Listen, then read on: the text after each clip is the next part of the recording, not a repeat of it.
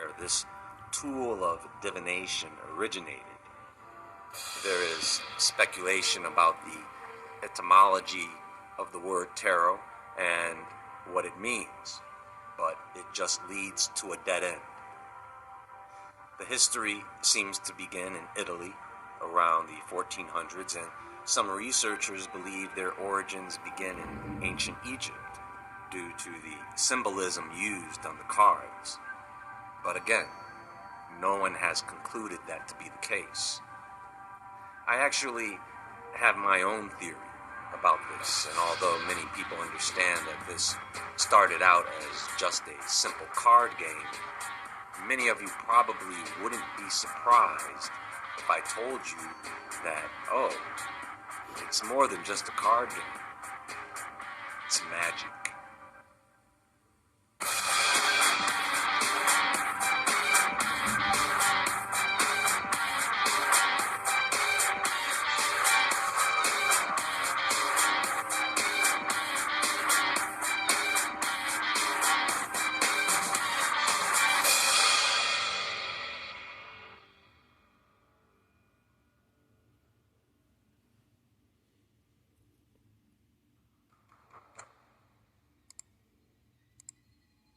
Like I've said many times before, these things that people do, they are lures into other things. Today it's tarot cards, tomorrow it's sacrificing chickens. Anyway, I don't want to get too deep into the history of the tarot because it's extensive across several different cultures throughout time. I really just want to show you the connections I've made based on my research. And when I begin to point certain things out to you, the creation and evolution of the tarot will make sense when it comes to what they are used for today.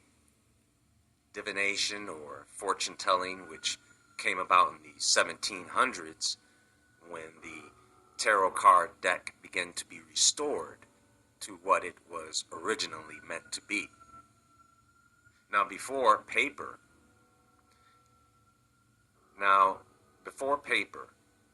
people would use vellum or parchment paper made from animal skin. It was quite a process to make it, and so it was very expensive. And there were several different ways to make paper depending on the culture. Any playing cards made before the common use of paper were made of wood or sometimes ivory, and sometimes other elements. Keep that in mind. Now, between the 13th and 16th centuries in Egypt, there was the Mamluk Sultanate, a medieval Islamic state. And during that time period, there was probably the first deck of cards created known as the Mamluk playing cards. These cards typically featured intricate designs, often characterized by abstract geometric patterns and intricate calligraphy. The cards were hand-painted and adorned with gold and colors. The Mamluk decks consisted of 4 suits: cups, coins, swords, and polo sticks. Each suit had 10 number cards and 3 court cards: a king, a viceroy, and a second viceroy. The court cards often depicted figures in historical or mythological context. The number cards in each suit were usually arranged in descending order, with the highest number at the top and the lowest at the bottom. This is different from the modern standard deck where the numbers are usually arranged in ascending order. There were no queen cards yet, and these cards would be the influence for European playing cards. The Mamluk deck had 52 cards, so you can already see the connection between the Mamluk deck and modern day playing cards. The exact nature of the games played with the Mamluk cards is not extensively documented, but they were believed to be used for entertainment, socializing, and possibly for gambling. Okay? Now, let me ask you folks a question. In what profession does a person use cups, coins, swords, sticks, and playing cards? The magician. When a magician performs a magic trick on a fool, they will very often use playing cards. Sometimes they'll use coins. Sometimes they use cups to hide objects and make them disappear. And magicians will sometimes use a magic wand, or a stick, or a staff, or scepter. Are you with me so far? Now you should know that the other connection between Egypt and tarot cards is the Book of Thoth. And the Thoth tarot card deck was devised by guess who? Aleister Crowley, who was a member of the Order of the Golden Dawn, a secret society that placed a significant emphasis on ceremonial magic, rituals, and symbolic practices. Members engaged in elaborate ceremonies designed to invoke spiritual and magical energies, drawing from ancient tradition. So we all know, Israel, that Aleister Crowley worshiped the devil deep, and he engaged in witchcraft and demon worship, tarot cards, sorcery. He did it all, and he died. He died, Israel. So just let you know that this is not something that you should be tapping into, because it opened up portals for demons And mystical sources. Understand that the Hermetic Order of the Golden Dawn drew upon various esoteric traditions, including Egyptian and Hebrew sources, which included a fusion of cultural and magical elements that came from magical rituals, symbols, and seals attributed to King Solomon. What's interesting is, if you take the seals of Solomon and make playing cards out of them, which has already been done, you get a list of what those seals mean. For example, the first pentacle of the sun, associated with the sun, it is believed to bring success, fame, and recognition. It is also considered a protective talisman. The second pinnacle of the sun, linked to the sun's influence, it is thought to bestow health, vitality, and protection against negative influences. But let me put it to you this way. The first pinnacle of the sun, which is associated with success, fame, protection, matches with the Sun Tarot card, which is associated with success, positivity, and illumination. The first pinnacle of Jupiter is associated with wealth, prosperity, while the Wheel of Fortune Tarot card is associated with changes, luck, and cycles, including prosperity. The first pinnacle of Venus is associated with love and harmony.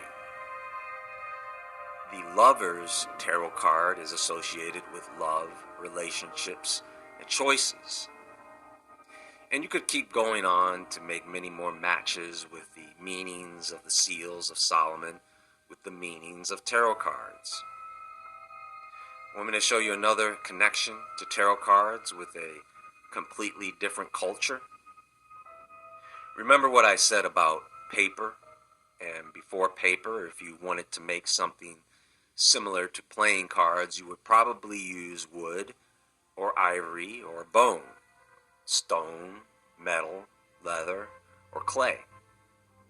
Which brings me to the subject of Viking runes, or Norse ceremonial magic. Let me just show you how some Viking runes match with the Tarot Major Arcana cards based on their thematic similarities. Here you have the symbol of wealth, which matches the tarot card, the Empress. Both symbolize abundance, fertility, and nurturing energy. You have the symbol of strength, which matches with the Strength tarot card. Both represent inner strength, courage, and the ability to overcome challenges. You have the symbol of thorn, a giant, which matches with the Tower tarot card. Both involve sudden and disruptive change, transformation, and challenges. You have the symbol of Odin, or the mouth, which matches with the Hierophant tarot card. Both are associated with wisdom, divine communication, and spiritual guidance. You have the symbol for the ride or journey, which matches with the Chariot tarot card. Both represent movement, progression, and a journey towards a goal. You have the symbol for the torch, which matches the Sun tarot card. Both symbolize light, warmth, and positive energy. You have the symbol for ice, which matches the Moon tarot card. Both convey the idea of unconscious hidden truths and the mysteries beneath the surface. You have the yew tree symbol, which matches with the Death tarot card. Both signify transformation, renewal, and the cyclical nature of life. You have the symbol for man, which matches the Fool tarot card. You have the symbol for water, or a lake, which matches the High Priestess tarot card. Both symbolize intuition, the unconscious mind, and the mysteries of the unseen. You have the symbol for fertility, and then you have the Empress tarot card. Both are associated with fertility, abundance, and the potential for growth. And you can keep going on and on with this. There are 22 runes, and there are 24 tarot cards in the major arcana. And some people who are experts at reading tarot cards, they will have variations of what these cards mean, depending on what cards are presented in the spread. The point of all this is awareness. If you didn't know how tarot cards originated in their symbolism, you now have a few things. So if you mess with tarot cards, you really got to know what you're doing, because you will invite demons to come into you and cause havoc. So you got to really know what you're doing when you're messing with that, because that is a form of witchcraft. That you can further investigate to get a better understanding of what tarot cards really are in their foundation.